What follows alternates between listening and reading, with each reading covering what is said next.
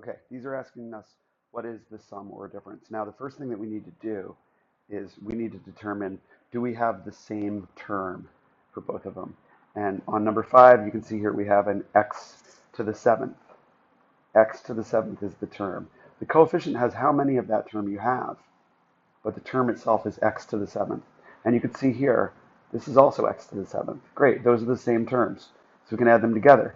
What are we adding together? We're saying 6 of them on the left, 8 of them on the right, for a total of 14 of them. And 14 what? Well, they don't change what they are when you add them together. There's just 6 of the thing, and then there's another 8 of the thing. There's 14 of that thing. And what is that thing? That thing is x to the 7th. How many are there? There's 14. So 14x to the 7th. Okay? Excuse me. Number 6, we see that again, we have x to the 7th and x to the 7th as the same term. How many do we have here? We have 2. And we are then combining that with this one of negative 8. 2 minus 8 is negative 6. But they still stay what they are.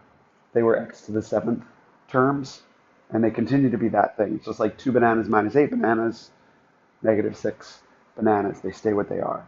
So 2 minus 8 is negative 6, and they stay x to the 7th. So that becomes choice D here. Okay.